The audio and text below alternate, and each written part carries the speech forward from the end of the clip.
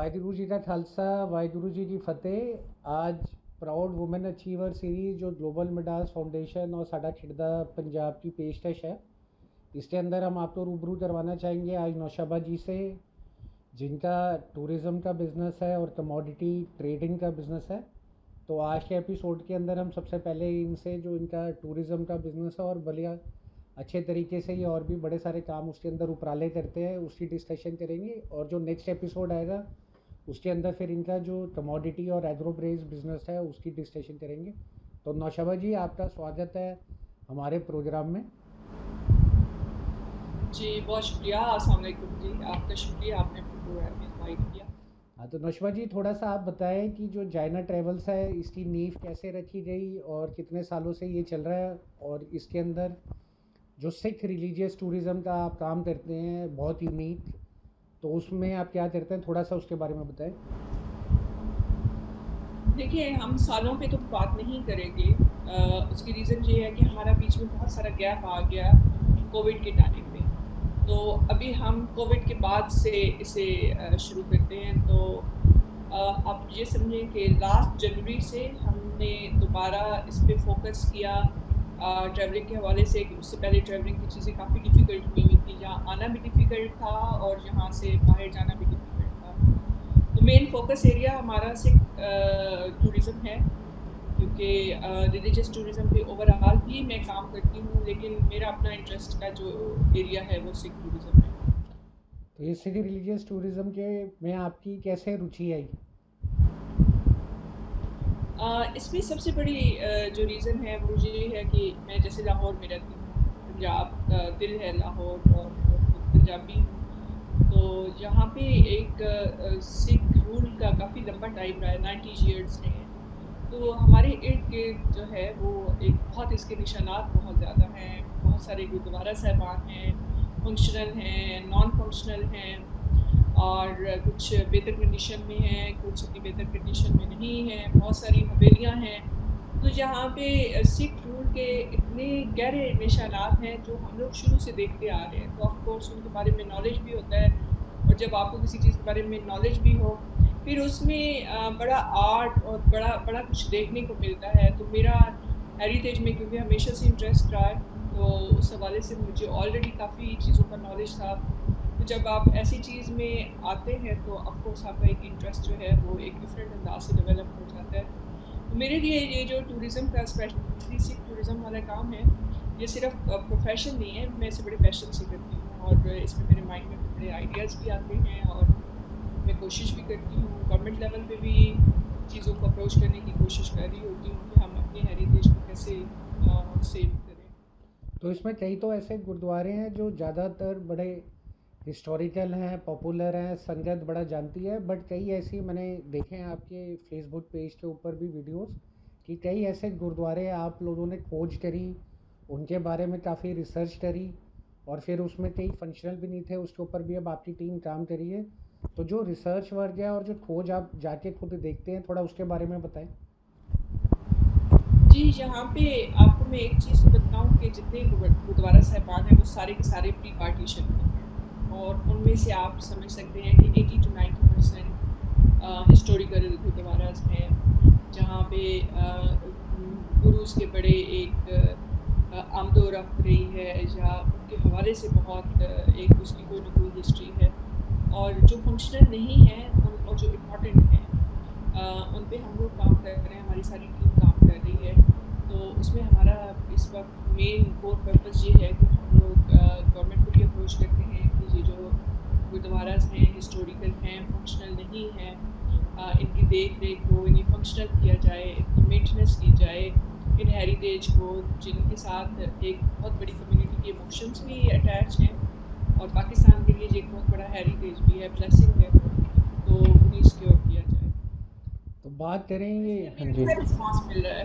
आज तो बात करें पंजाबी सूबे की, तो इसमें आप बताएं कि बड़े सारे लोग ऐसे भी होते हैं जो खुद कई बार परमिशन लेके अकेले चले जाते हैं, और कुछ ऐसे भी होते हैं कि वो किसी को जानते हैं और उनकी जान पहचान के तहत वो वहाँ पे इस तरीके के गुरुद्वारे दर्शनों के लिए चले जाते हैं। तो किस तरीके से वो लोग वहाँ पर प्रॉब्लम्स और डिफ़िकल्टी फेस करते हैं, और जो ऑर्गेनाइज्ड वे में आप काम करती हैं उसमें क्या क्या दिक्कतों से वो बच सकते हैं?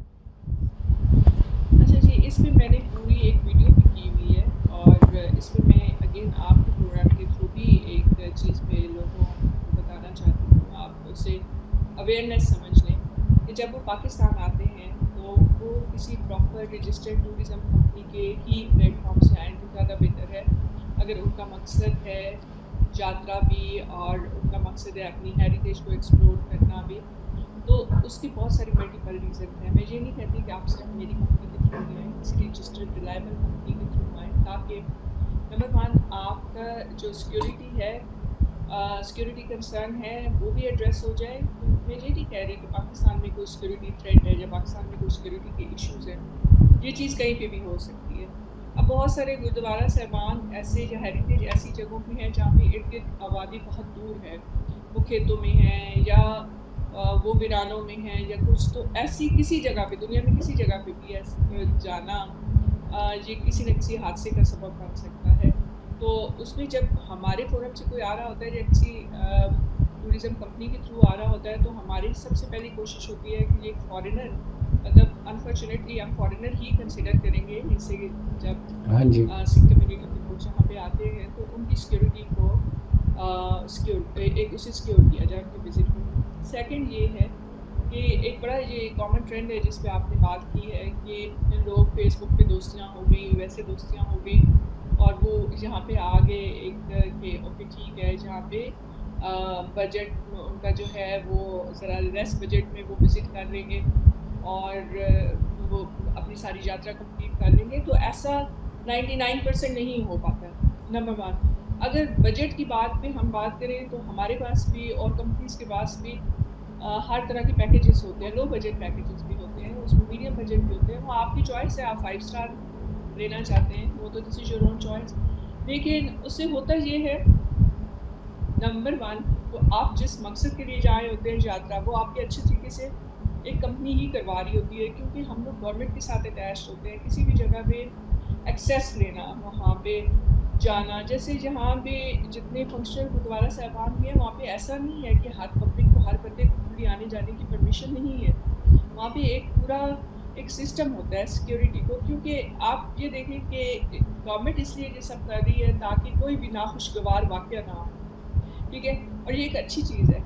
लेकिन उन तक एक्सेस करना, अंदर जाना, अपनी जितनी मज़हबी रसूमात हैं, उन्हें अदा करने के लिए एक आज़ादी, एक कम्फ़र्ट जो चाहिए है, वो आपको एक प्रोफ़ेशनल ही प्रोवाइड कर रहा होता है। सेकंड ये कि जो हेरिटेज की एक्सप्लोरेशन की बात आ गई, आप किसी एक नॉर्मल दोस्त के पास आए हैं, तो उसके पास वो इन्फॉर्मेशन नहीं होती। तो आपकी जो ट्रैवलिंग के इतने एक्सपेंसेस होते हैं, आपकी जो इन्वेस्टमेंट टाइम की शक्ल में, एनर्जी की शक्ल में, आपके पैसे की शक्ल में जा रही होती है, उसके आप उस तरह आउटपुट नहीं ले पा रहे होते हैं। आपको कभी भी एक लेमैन उतनी इन्फॉर्मेशन नहीं दे सकता, तो फिर आप जब वापस भी जाएँगे नामुकम्मल या रॉन्ग इन्फॉर्मेशन के साथ, और फिर वो सैटिस्फैक्शन भी नहीं होती क्योंकि उन्हें पूरी डिटेल्स नहीं पता होती, उन्हें सारे कॉर्नर्स नहीं पता होते।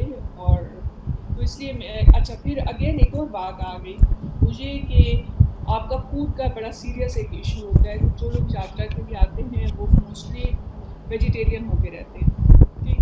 अब आपने कई घरों में अगर 1-2 दफ़ा 4 दफ़ा खा लिया खाना, दैट इज़ फाइन, लेकिन जब आप दूसरी सिटीज़ में जा रहे हैं, आपने वहाँ पे यात्रा के लिए जाना है डिफरेंट गुरुद्वारा साहिबान पे, तो उससे कुछ जगह दूर भी हैं। वहाँ पे किधर क्या अवेलेबल है, क्योंकि food is the basic requirement. जब आपने आपको एनर्जी होगी, आप अच्छे तरीके से आगे हाँ जी। अपनी यात्रा और चीज़ें कर सकेंगे। तो ये बज़ाहिर ये बहुत छोटी-छोटी चीज़ें हैं, इन्फॉर्मेशंस हैं। लेकिन जब आप एक टूरिज़्म कंपनी के थ्रू आ रहे होते हैं, तो आपकी एक्चुअली हर नीड को एड्रेस किया जा रहा होता है। छोटी सी लेके बड़ी से बड़ी, ठीक है? अगर खुदा ना ख़ास्ता कोई और ऐसी इमरजेंसी हो जाए या कुछ हो जाए, तो हमारे पास तो हर चीज़ का अरेंजमेंट होता है, एक पता होता है। तो इसलिए उसके पे मेरी रिक्वेस्ट है कि प्लीज़ आप अगर आ रहे हैं ज़िंदगी की एक इम्पोर्टेंट एक फ़रीज़ा अंजाम देने के लिए, तो उसे आप अच्छे तरीके से प्रॉपर तरीके से करें। इसमें नौशाबा जी एक आप बात बताएं, एक बहुत अहम जो इशू रहता है और जिस पे कंसर्न हमेशा बना रहता है कि जो लोग आ रहे हैं इस तरीके के दर्शन के लिए और गुरुद्वारा साहिब में जा रहे हैं, तो और कई लोग तो ऐसे भी ज़रूर होंगे जो सिख और पंजाबी नहीं होंगे, या उनको पता नहीं होगा कि क्या मर्यादाएं या क्या प्रोटोकॉल, और इस तरीके की कोई ऐसी उनसे जाने अनजाने में बेअदबी वाली बात ना हो जाए। तो ये आपकी टीम और आप कैसे इंश्योर करते हैं कि जो भी ऐसे दर्शन हो रहे हैं और जो भी इस तरीके से वहाँ पर जाके जो लोग जा रहे हैं, दर्शन कर रहे हैं, सारे रह रहे हैं, तो उसमें सारी मर्यादाएं बरकरार रहे और कोई बेअदबी वाली बात ना हो?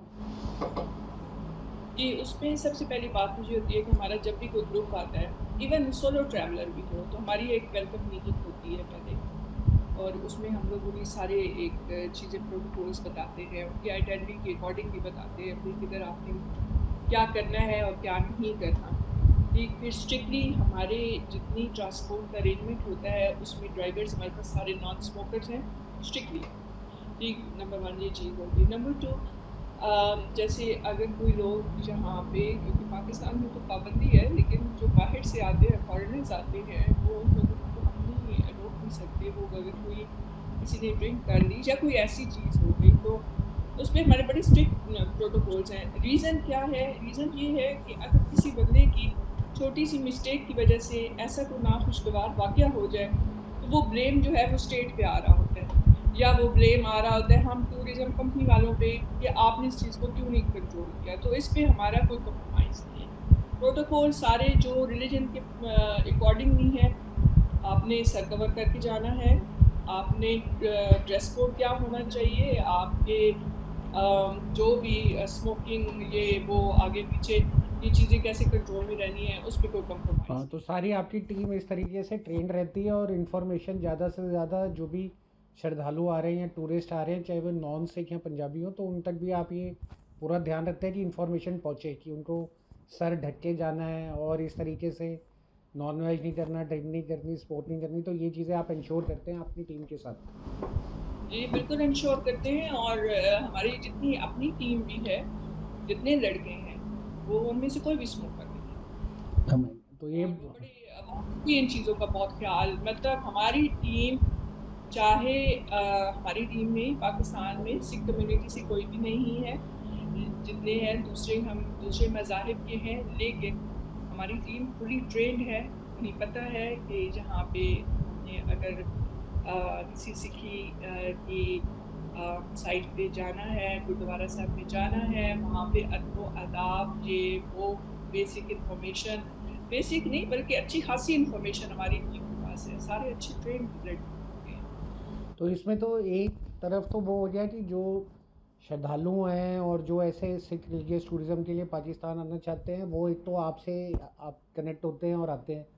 दूसरी बात ये हो रही कि जहाँ पे हम इंटरनेशनल सिख रिलीजियस टूरिज़्म को देखें, तो इस तरीके से अगर कोई बंदा कल को सिंगापुर जाता है, कोई कनाडा जाता है, कोई यूके जाता है, कोई हांगकॉन्ग जाता है, कोई मिडल ईस्ट जाता है, तो गुरुद्वारे साहब जो वहाँ पर भी है, तो इस तरीके के भी सर्विसेज और इस तरीके के भी टूर पैकेजेस आप करते हैं कि जहाँ पर आप उन जगहों पे भी ये इंश्योर करें कि अगर कोई ट्रिप जा रहा है या कोई कहता है मुझे, मैं कनाडा में रहता हूँ और मैं मिडल ईस्ट में गुरुद्वारे जितने हैं उसके दर्शन करना चाहता हूँ, तो ये भी आपका इंटरनेशनल बिजनेस भी रहता है इसी तरीके से? जी, बिल्कुल रहता है, क्योंकि हमारी कंपनी का मेन फ़ोकस सिर्फ़ टूरिज़्म पे रहा है, तो हमें खुद एक नीड फ़ील हुई कि हमें सिर्फ़ पाकिस्तान तक लिमिटेड नहीं रहना चाहिए। क्योंकि जब मैंने बाहर की ट्रिप्स अनाउंस किए, तो हमारे, क्योंकि सोशल मीडिया पे मोस्टली सिख कम्युनिटी हमारे साथ ऐड है, तो उन्होंने इन्फॉर्मेशन दी कि क्या हम लोग भी आपको जॉइन कर सकते हैं। तो एक नया आइडिया सामने आया, एक नई चीज़ सामने आ गई। ओके, ठीक है। हम जो इंटरनेशनल ट्रिप्स पाकिस्तानियों के लिए अनाउंस करते थे, एक नॉर्मल जो हमारा टूरिज़्म का एक सिलसिला चल रहा था, उसमें एक चेंज आ गई, एक नई नीड ने उसमें एक चेंज ले आई। वो ये कि हम अब ओपन कॉल देते हैं। जैसे अभी हमारा अपकमिंग ट्रिप जो है वो रशिया का है, मॉस्को सेंट पीटरबर्ग का, तो हमने एक ओपन कॉल दी। हमें दुनिया से कहीं से भी कोई भी हमें जॉइन कर सकता है। उसमें हमारी जो बाकी आइटनरी है, उसमें फिर हमने फर्दर गुरुद्वारा साहब की, एक बहुत खूबसूरत गुरुद्वारा साहब है उधर मॉस्को में, वो भी हमने उसमें ऐड किया, ताकि हमारे सर्कल से सिख कम्युनिटी के लोग आते हैं और हमें हमारे वो टूर्स जॉइन करते हैं, तो उनकी इन्फॉर्मेशन उनके अपने रिलीजन के पॉइंट ऑफ व्यू से भी वो बढ़ती जाए, किस जगह पे उनके कैसे गुरुद्वारा साहबान हैं, कहाँ की संगत कैसी है, तो वो एक लोकल के साथ इंटरेक्शन भी हो जाएगा, एक नई इन्फॉर्मेशन होगी, एक नई एक्सप्लोरेशन होगी, और इसके अलावा बाकी ट्रिप तो वैसे रहेगा ही सही।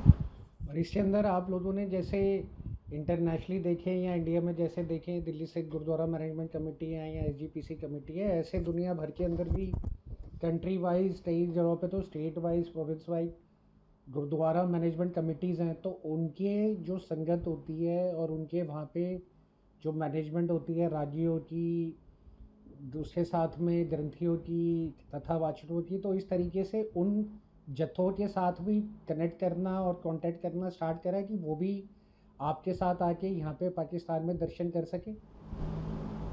जी, बिल्कुल उस पे वर्किंग हो रही है, और हम बाहर की संगतों के साथ भी और सब एक राब्ते में स्टार्ट किए हुए हैं और कुछ से राब्तों में आ भी गए हैं।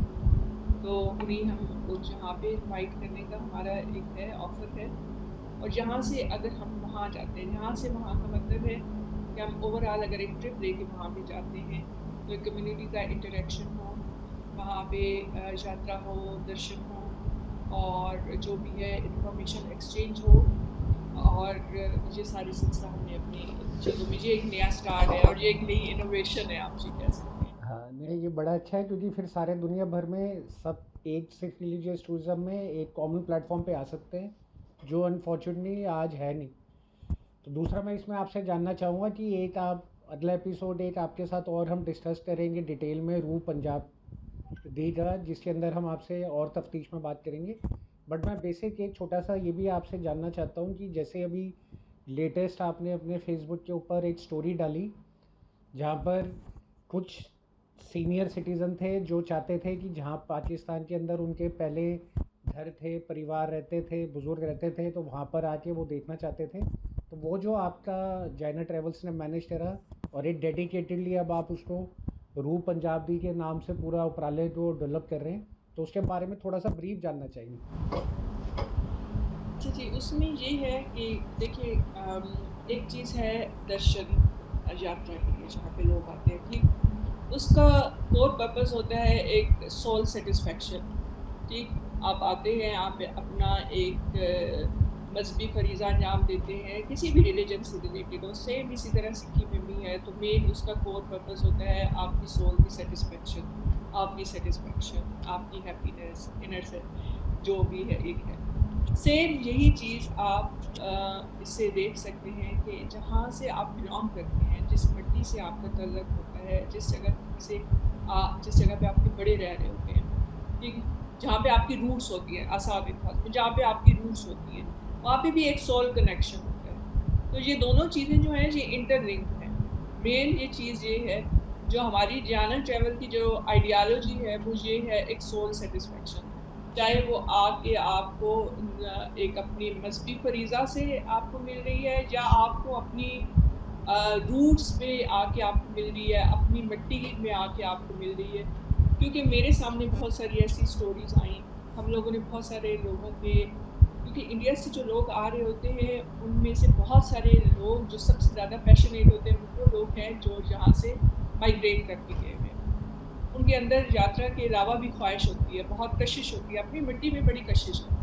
ये एक मैं पहले इन चीज़ों को समझती थी कि ये बातें हैं या ये ऐसे मुहावरे हैं, ऐसा नहीं है। अब मैंने अपनी आँखों से देखा, फ़ील किया कि अपनी मिट्टी में जो बहुत अट्रैक्शन है, वो जनरेशंस तक रहती है, आपके ब्लड में, आपके सोल में। तो जब वो यहाँ पे आते हैं, हम लोगों का ये भी एक प्रोजेक्ट का पार्ट है कि हमें बताया जाता है, जैसे अभी ये जिन बुज़ुर्ग की आप बात कर रहे हैं, इनकी भी एक इन्फॉर्मेशन आई कि ये जहाँ से बिलॉन्ग करते थे, 7th ग्रेड में थे जब माइग्रेट करके 47 में ये जहाँ से गए, तो वो आए, उनका हमने पूरा विज़िट अरेंज किया और बहुत अच्छा विज़िट हमने अरेंज किया। उसमें हमने अपने उस एरिया के पॉलिटिशियंस को ऑन बोर्ड लिया ताकि उनकी जो एक एरिया में हर जगह पे एक्सेस है, उसमें कोई रुकावट ना आए। अच्छे इन्फ्लुएंशियल लोग थे वहाँ पे, लेकिन वहाँ पे कॉमन लोगों से भी उन्हें इतना अच्छा रिस्पॉन्स मिला, और उन्होंने वहाँ पे अपना घर देखा पुराना, वो अब अपनी जगह पे मौजूद नहीं था, उसकी सिर्फ़ कुछ दीवारें थीं। उन्होंने अपना स्कूल, अपना क्लासरूम, वहाँ पे एक ओल्ड गुरुद्वारा साहिब थे, उसका भी सिर्फ़ वहाँ पे कुछ साइन बाकी रह गए हैं, या वो पानी का तालाब है वहाँ पे। वो हर जगह पे गए और ही वाज सो हैप्पी। और हमारे लिए जो सबसे बड़ा रिटर्न या सबसे बड़ा मुनाफा है वो उनकी वो दुआएं, उनकी वो खुशी है। वो एक बड़ा अच्छा ये भी एक्सपीरियंस था। तो इसमें नौशा भाई, जब आपने शुरू करा था और अब आप डेली इतने एक्टिवली फेसबुक पे भी आपकी टीम भी रहती है, आप भी करते हैं, तो आगे चलते हुए इसके अंदर आप कल्चरल इवेंट्स और इस तरीके के कल्चरल आर्ट एंड हेरिटेज के भी टूर्स एंड ट्रेवल्स के पैकेजेस और टूर्स निकालेंगे स्पेसिफिकली? जी, इसमें मैं आपको एक चीज़ बताऊँ कि जब कोई लाहौर में आता है तो ये तो हो नहीं सकता कि कल्चर रिलेटेड एक्टिविटी ना हो, क्योंकि लाहौर जो है वो एक मरकज़ है कल्चर का। तो जो भी लोग आते हैं, बहुत सारे लोग हमारे से पहले जो एक यहाँ पे विज़िट का ट्रेंड था, वो सिर्फ़ यही था कि सिख कम्युनिटी, मैं सिख कम्युनिटी पे फ़ोकस करके बात कर रही हूँ। हाँ जी, हाँ वो जी। आते हैं, वो अपने गुरुद्वारा साहिबान पे बात करते हैं, विज़िट करते हैं और वो वापस चले जाते हैं। बस ये एक फिक्स उनका ना सारी जो हमसे पहले टूरिज़्म कंपनियाँ हैं, वो भी इसी पे काम कर रही थी। लेकिन आप ये देखें कि उसमें ना उसमें सोल डालने की ज़रूरत है। आप कहेंगे ये बार-बार सोल पे बात करती है, क्योंकि ये हमारी मेन आइडियोलॉजी है। उसमें सोल कैसे आती है? वो यहाँ के जो आप ये देखिए कि लाहौर के अंदर कोई अराउंड 4500 पुरानी बिल्डिंग है, जिसे हेरिटेज करार दिया गया है, ठीक? उसमें मोस्टली जो बिल्डिंग्स हैं वो किसी न किसी हिसाब से वो सिख रूट से रिलेटेड हैं। तो जब ये लोग यहाँ पे आते हैं तो हमने उन अपने पैकेजेस को, जो हमने अपने प्रोग्राम हैं, उन्हें थोड़ा-सा मॉडिफ़ाई किया। उसमें हमने अट्रैक्शंस दी, ठीक है? अब ये हमारी अपनी एक ऑब्ज़र्वेशन होती है, आने वाला जो टूरिस्ट होता है उसके साथ हमारी एक डिस्कशन रहती है। एक उसका इंटरेस्ट पता चलता है, उसे किस तरह की चीज़ों में इंटरेस्ट है। क्या उसे जो हेरिटेज अभी नहीं है, अच्छी कंडीशन में नहीं है, पुरानी है, वो देखने का शौक है, या जितनी गवर्नमेंट जिन पे वर्किंग कर चुकी है वो देखने में इंटरेस्ट है, या उन्हें किस चीज़ में इंटरेस्ट है। अच्छा। अकॉर्डिंगली उनकी आइडेंटिटी तैयार की जाती है और आइडेंटिटी पे वर्किंग मैं खुद करती हूँ, मेरी टीम में से कोई नहीं करता। आइडेंटिटी मैं खुद फाइनल करती हूँ। और उसके बाद उसमें ये होता है कि जहाँ पे लाहौर में फूड का बहुत, आपको पता है कि वैरायटी है, और एक लाहौर का खाना पूरी दुनिया में मशहूर है, जहाँ रेस्टोरेंट्स बहुत अच्छे हैं। और रेस्टोरेंट अच्छे सिर्फ फूड के हवाले से नहीं है, बल्कि वो बड़ी पुरानी हवेलियों में बने हुए हैं। एक इस तरह का एक एनवायरनमेंट है, लाइव म्यूज़िक भी होता है, लाइव परफॉर्मेंसेस होती हैं। तो वो सब कुछ जो है उसे हम अपने प्रोग्राम में ज़रूर शामिल करते हैं, ताकि जो लोग यहाँ पे आएँ वो हर फ्लेवर लेके वापस जाएँ। तो इसमें मैं नौशवा जी आपसे एक बात जानना चाहूँगा कि पंजाबियों के बारे में, पंजाबियत के बारे में और सिखों के बारे में आप क्या कहना चाहेंगे? देखिए, जो सबसे पहले तो हम बात करते हैं पंजाबियत की। मेरे पॉइंट ऑफ व्यू से, I might be wrong and right, मैं उसमें कुछ नहीं कह सकती, लेकिन पंजाबियत जो है ना, उसका रंगो नस्ल से, किसी जात पात से, किसी ज़बान से तो है, किसी मज़हब से तल्लुक़ नहीं है। पंजाबियत इन चीज़ों से हट के है। क्योंकि आप ये देखें कि पंजाब, जब पंजाब पूरा पंजाब था, साझा पंजाब जिसे हम बोलते हैं, तो यहाँ पे हर मज़हब के लोग थे। हिंदू मज़हब से, सिख मज़हब से, मुसलमान, क्रिश्चियन, सारे एक वो थे। वो सिर्फ़ पंजाबी थे। हर कोई अपनी-अपने हिसाब से प्रैक्टिसेस करता था। किसी को किसी की दूसरे के मज़हब में इंटरफेरेंस नहीं थी, किसी का दूसरे के मज़हब पे इन्फ्लुएंस नहीं था, ठीक है? उसके बाद कॉमन क्या चीज़ थी? लैंग्वेज एक कॉमन थी, लाइफ़स्टाइल कॉमन था। अभी भी आप देख लें, इंडियन पंजाब में देख लें या पाकिस्तानी पंजाब में देख लें आप, रहन-सहन, खाना-पीना, पहनना-ओढ़ना एक जैसा ही है, उसमें कोई फ़र्क नहीं है, ठीक?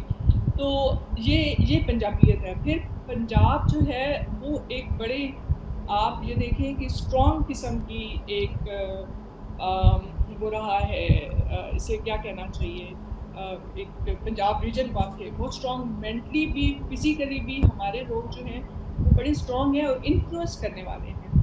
यही इन्फ्लुएंस अगर आप इर्द-गिर्द में देखें, जैसे हम के मैं पाकिस्तान की बात करती हूँ, अगर आप केपीके में चले जाएँ, अब वहाँ पे जो पठान हैं वो स्ट्रिक्टली हमेशा आपस में पश्तो में बात करेंगे। पश्तो बड़ी मुश्किल है, मैंने बड़ी कोशिश की, मैं नहीं सीख सकी।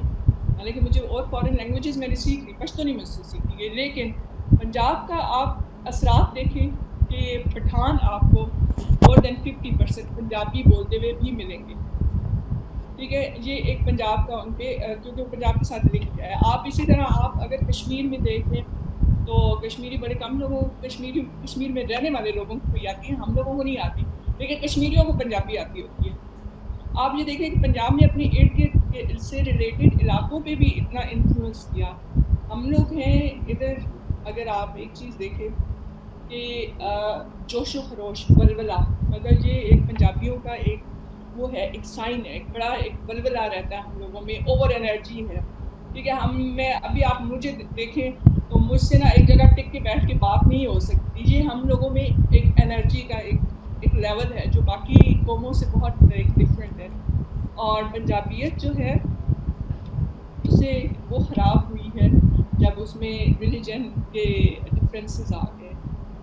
ठीक। और लेकिन अब मुझे लगता है कि लोग दोबारा इस चीज़ को समझना शुरू हो गए हैं, तो इसे इन चीज़ों से अबव ही रहना चाहिए।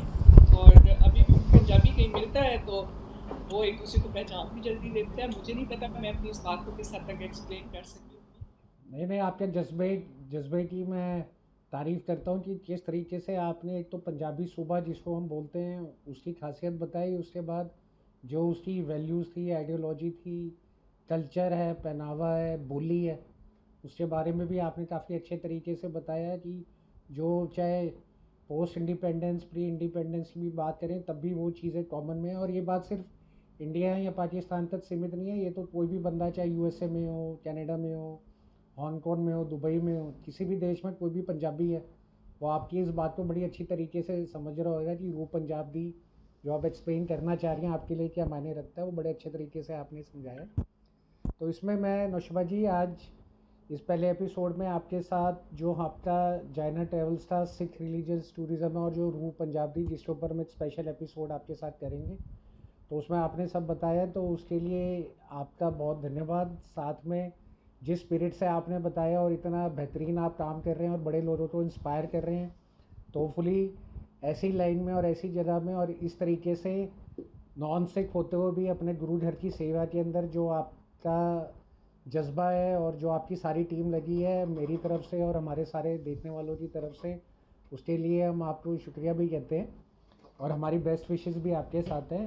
अब अगला एपिसोड जो हम आपके साथ करेंगे उसके अंदर हम लोग स्पेसिफिकली आपके जो commodities agro and non agro businesses हैं उसकी बात करेंगे। और जो ये आपने बताया कि सोल जो आइडियोलॉजी है जो आप में दिख भी रही है, जिस जज्बात से आप बात कर रहे हैं, तो उसमें रूह पंजाबी जो स्पेशल डेडिकेटेड एक शो रहेगा आपके उस उपराले से और उस इनिशिएटिव से रिलेटेड, और किन किन पर्सनालिटीज़ के बारे में आप रिसर्च कर चुकी हैं, उनकी क्या वहाँ पे मौजूदा हैं, फैमिलीज़ के हिस्ट्री और उनकी प्रॉपर्टीज़ और उनका हेरिटेज, तो वो सब आपसे अगले शो में हम साझा करेंगे। तो आज हमारे से बातचीत करने के लिए थैंक यू। और कुछ स्पेशल लाइन आप एंड में बोलना चाहेंगे अपने मन की सारी संगत के लिए जो आज आपको सुन रही है, being a proud women achiever?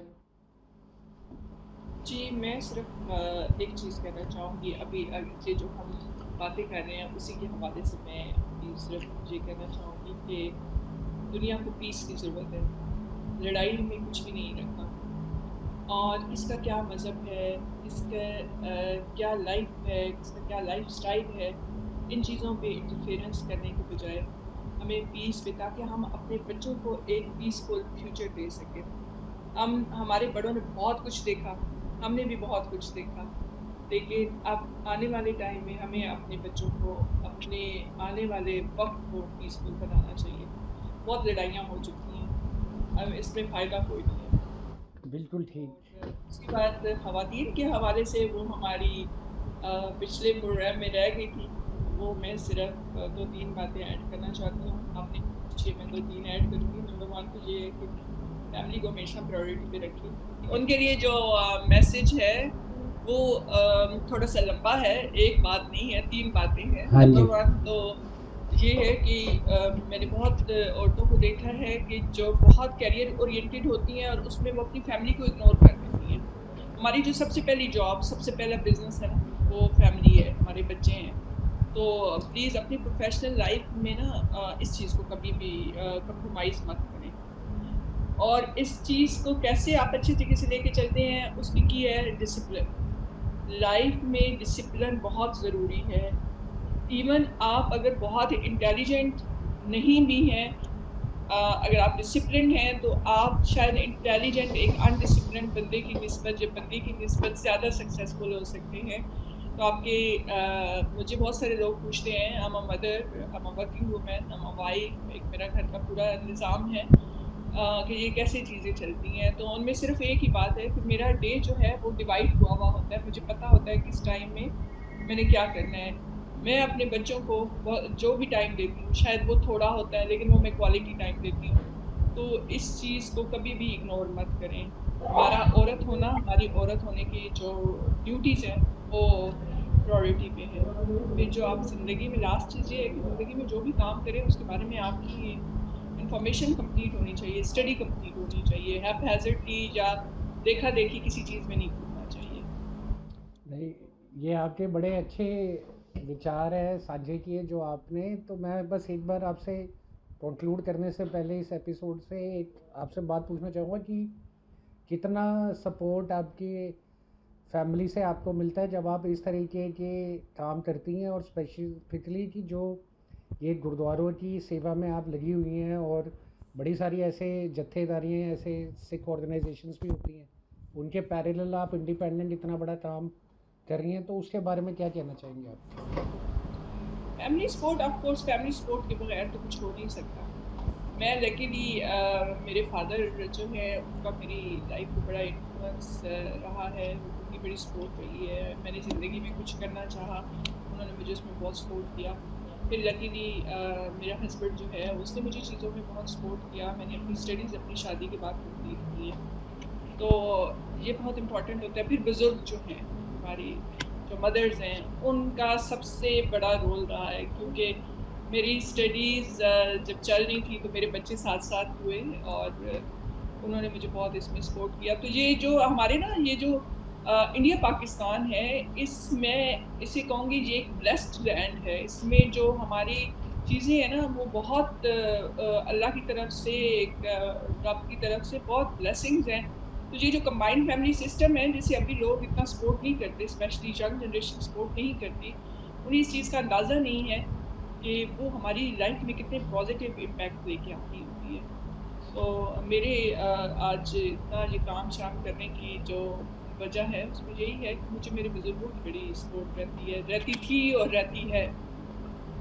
तो ये भी एक इम्पोर्टेंट चीज़ है। और जो दूसरा पहलू मैंने आपसे पूछा कि जो सिख ऑर्गेनाइजेशंस ऐसे सिख रिलीजियस टूरिज़्म का काम कर रही हैं, या ऐसे जत्थेबंदियाँ होती है, उनके मुकाबले में जब आप पैरेलल ऐसे काम कर रहे हैं, तो कभी कोई कॉन्फ्लिक्ट, कभी कोई परेशानी आपने झेली हो? मुझे अभी तक तो मैं आपको एक चीज़ बताऊँ कि सबसे पहली चीज़ वो क्या है, जो मैंने अभी थोड़ी देर पहले भी आपको कही है कि अपना होमवर्क कंप्लीट होना चाहिए। आप जिस सब्जेक्ट पे, जिस चीज़ पे काम कर रहे हैं, उसके बारे में आपकी इन्फॉर्मेशन कंप्लीट होनी चाहिए। फिर आपको ज़्यादा प्रॉब्लम नहीं फेस करने पड़ते। मैंने अगर किसी एक जगह पे भी जाना है ना, जैसे आजकल हम लोग पुराने गुरुद्वारास पे वर्किंग कर रहे हैं, तो मेरी पहले जो सबसे पहला होमवर्क होता है, वो ये होता है पूरी इन्फॉर्मेशन। क्या उसकी हिस्ट्री है, वो क्या गुरुद्वारा साहब वो क्या था, वो अब क्या है, उसकी कितनी इम्पोर्टेंस है, उसकी सराउंडिंग्स कैसी हैं। तो उसमें प्रॉब्लम अभी तक तो मुझे एज़ सच कोई सीरियस प्रॉब्लम फेस नहीं मैंने किया, ना मेरी टीम ने किया है। उसमें सबसे मेन रीज़न यही है कि हमारा ऑलरेडी जो भी हम लोग स्टेप ले रहे होते हैं, उसके पहले होमवर्क कंप्लीट होता है। तो ये बड़ा इम्पोर्टेंट है। फिर दूसरी बात ये कि पाकिस्तान की गवर्नमेंट जो है, उसका बड़ा इस सारी टूरिज़्म के हवाले से और हेरिटेज और कल्चर के हवाले से बड़ा एक पॉज़िटिव रोल एक हो गया है, और वो प्रमोट कर रहे हैं। हम लोग अगर वर्किंग करके देते हैं, तो वो उन चीज़ों को अहमियत भी दी जाती है। और लेकिन गवर्नमेंट तक जब हम कोई वर्किंग पहुँचाते हैं, तो कोशिश होती है कि वो अच्छी, कंप्लीट हो, कॉम्प्रिहेंसिव हो, ऑथेंटिक हो। तो ये सिलसिला है। फिर बाकी ये है कि अब क्योंकि एक सिख टूरिज़्म काफ़ी बढ़ रहा है पाकिस्तान के अंदर। इस दफ़ा जो लास्ट गुरपूरब का फंक्शन था, वो बहुत अच्छा रहा। उसमें बहुत ज़्यादा संगतें आईं, दुनिया से बहुत ज़्यादा लोग आए, और हमारी गवर्नमेंट ने वहाँ पे से देखिए, सबसे पहली चीज़ एक होती है, ये एक नई-नई चीज़ है ना, आप इसे नई-नई चीज़ एक कह सकते हैं। पहले भी लोग आते थे यात्रा दर्शन के लिए, थोड़े-थोड़े लोग आते थे। अब वो क्राउड बढ़ रहा है। की। तो उसमें सबसे पहली चीज़ क्या होती है, आपकी सिक्योरिटी को इंश्योर करना। हमारी गवर्नमेंट का बड़ा अच्छा इसमें रोल एक जा रहा है कि सफ़ा गुरुपुरम पे बहुत बड़ा क्राउड था, लेकिन एक अल्लाह का शुक्र है कि उसमें कोई नाखुशगवार वाक़या नहीं हुआ, सब चीज़ें स्मूथ रहीं। तो तो ये तो नौशाबा जी, तो आज के लिए हमने आपसे काफ़ी, आपने अपना टाइम दिया और काफ़ी इंसाइट्स हमें दिए, कई बड़ी सारी चीज़ें पता चली कि फंक्शनल और नॉन फंक्शनल गुरुद्वारों की क्या रेशो है, क्या मसले हैं, क्या उनके ऊपर भी रिस्टोरेशन के ऊपर भी काम होना बहुत ज़रूरी है। ये भी एक अपने में एक मैसिव टास्क है। तो संगत के सामने ये भी कह रहा, तो आने वाले नेक्स्ट एपिसोड में फिर आपसे दोबारा हम साझा करेंगे और तब आपसे जो आपका कमोडिटी और एग्रो बिजनेस है उसके बारे में देंगे। तो उसमें थोड़ा सा आप जो हमारे देखने वाले हैं उनको बस थोड़ा सा ग्लिम्स दें कि उस एपिसोड में आप किन बिजनेसेस के बारे में डिस्कशन करेंगे। देखिए अभी एक तो मैं आपसे ये रिक्वेस्ट करूँगी कि हम टूरिज़्म पे फर्दर जो हमारी एक डिस्कशन हुई थी, मैं रेडी, हम इस पे फर्दर एपिसोड करेंगे ताकि लोगों को मैक्सिमम डिटेल पता चले और उनके लिए चीज़ों में आसानी आए। हम टूरिज़्म को सेपरेट रखेंगे और कमोडिटी डिस्कशन को सेपरेट रखेंगे। तो यहाँ पे पाकिस्तान में पिंक हिमालयन सॉल्ट है, मैं खुद उस एरिया से बिलोंग करती हूँ, वो हमारा एक अच्छा एक बिज़नेस है, एक बड़ी अच्छी उस पे एक रिस्पॉन्स है और इंडिया जो है वो सबसे बड़ा कंज्यूमर है। तो नेक्स्ट एपिसोड में नंबर 1 तो हम हिमालयन सॉल्ट की जितनी हमारे पास प्रोडक्ट लाइन अवेलेबल है, जितनी हिमालयन सॉल्ट में जितनी प्रोडक्ट्स हो सकती हैं वो सारी हमारे पास है। हम कुछ उन भी डिस्कशन करेंगे, उनकी थोड़ी-सी डिटेल वो क्या-क्या है ताकि लोगों को पता चले। और दूसरे हम एग्रीकल्चर बिज़नेस पे कुछ बात करेंगे। एग्रीकल्चर क्योंकि मैं बाय एजुकेशन एग्रेरियन हूँ और एग्रीकल्चर बिज़नेस से ही वाबस्ता हूँ। तो हम कुछ उस पे बात करेंगे कि क्या-क्या हो सकता है इंटरनेशनल मार्केट के लिए और वो बहुत ज़रूरी है क्योंकि दुनिया जो है वो इस वक़्त आने वाले टाइम में एक बहुत बड़ा फूड क्राइसिस देख रही है। तो हम लोग अगेन मैं कहूँगी हम बहुत ब्लेस्ड हैं स्पेशली इस सारे रीजन के लोग जहाँ पे हमारे पास बड़ी अच्छी लैंड है और बड़ी अच्छी हमारे पास सारी चीज़ें अवेलेबल है जिसमें हम ना सिर्फ अपनी एक फूड की रिक्वायरमेंट पूरी कर सकते हैं बल्कि हम दुनिया को भी फीड कर सकते हैं। तो इस बिज़नेस को बड़ा प्रॉपर चैनलाइज होना चाहिए। ठीक है, तो will look forward for the next episode और टाइम फ्रॉम योर साइड। तो आज के लिए नौशबा जी इतना ही। वाहिगुरु जी का खालसा, वाहिगुरु जी की फतेह। शुक्रिया जी, दुआ में याद रखिएगा। बहुत शुक्रिया।